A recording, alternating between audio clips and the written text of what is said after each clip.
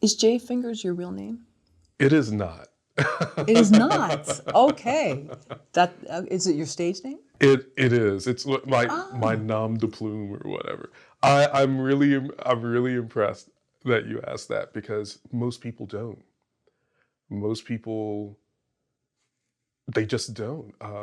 I did have someone say that she knew a person with the last name Finger, and so just assumed that yes, this is this is your real name, or but it's not. It's a college nickname, and it was actually given to me by I'm not going to call them bullies, Oh. but Mhm. it's a crew of upperclassmen when I was a Mhm. freshman. Crew of upperclassmen that I wanted to kind of hang around and be seen with, and they let me kind of hang around, but they also made fun of me. And Fingers was the nickname that they came up with.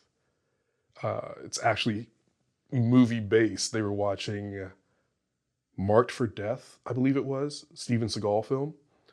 And there's a character named Fingers, and he goes crazy in one scene. And I happened to walk into the room when that scene was going on, and they're just like, your fingers, your fingers. And it stuck. But rather than be embarrassed by it, I embraced it. And it really just got to the point where everyone started calling me Fingers, even professors and everything like that. So I've been J Fingers for many, many years now. And as I say, I've embraced it.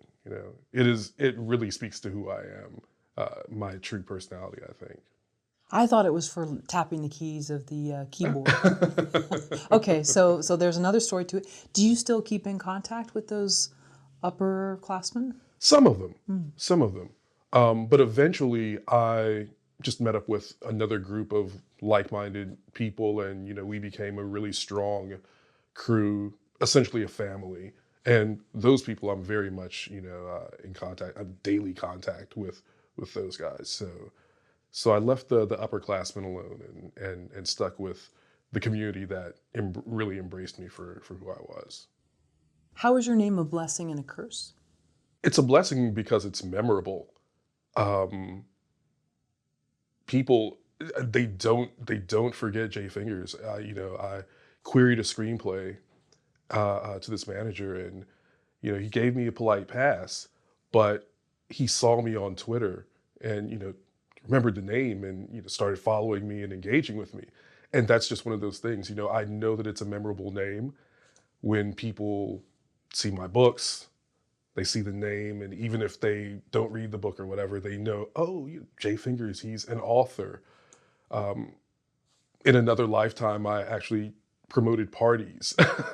And, my name would be on the flyer, and people would associate me with a good party, a good time. So, in that way, yes, it's definitely a blessing. But curse wise, people look at the name and they think, oh, there's something funny there. Is there anything salacious going on with this guy? It's so ridiculous. So there's that. I do have to contend with that. But honestly, for the most part, people accept it. They don't come at me in a negative way about the name. Right. I mean, I could see it too being for a musician as well. You're tapping the keys of the piano or whatever. Right, Yeah, right. interesting. I have had people, yeah, do you play the piano or are you a DJ or something like that? So, yeah. Can we talk about what the little boy was like who grew up wanting to write an award-winning screenplay? Sure. He was he was very much an outcast. I'll say that. Still is an outcast. But I grew up in a time where being a filmmaker, being a screenwriter, that wasn't a goal that everyone had. That wasn't a career that everyone looked at and thought, oh, okay, I still grew up in the doctor, lawyer, president, astronaut era. You can be whatever.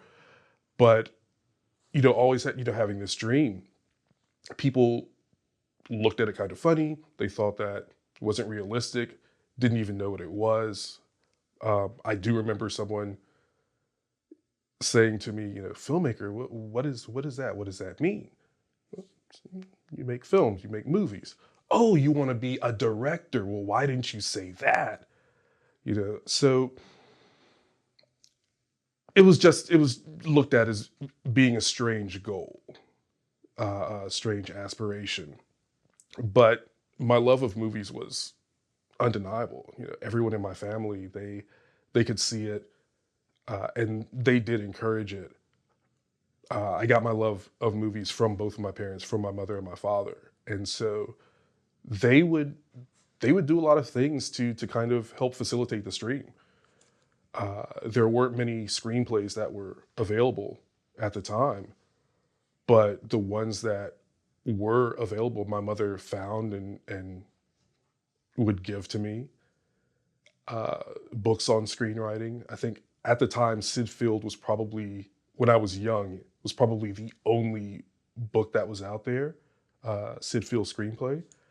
And she got that for me and I devoured it. Just little things like making sure we had cable so that I could watch movies on HBO and Cinemax. Like these were things that I know my parents did. My father always took me to the movies. But yeah, it was, like I said, it was looked at as an uncommon dream, an uncommon kind of goal. But I do thank my parents and my immediate family for supporting that goal. Uh, and I guess they realized that I was serious about it because it's I've never wavered from that. It's never been like, okay, now I want to be a firefighter, or now I do want to be president or whatever. I've always had the goal of being a filmmaker, specifically being a screenwriter, writing movies and doing that. Why do you say you were an outcast? Because again, it was uncommon. People didn't know what I was saying, what I was talking about. My interests were far, different from everyone else's interests. I wasn't the kid that was outside playing football or climbing trees. Maybe every once in a while, but like kids have I think all these interests that can be seen as normal. It's like, oh, okay, I understand. He yeah, he likes football, or she might like fashion or whatever. Um, but for me to say I like movies, I love movies. That's what I want to do. I want to write. And I'll also say this, especially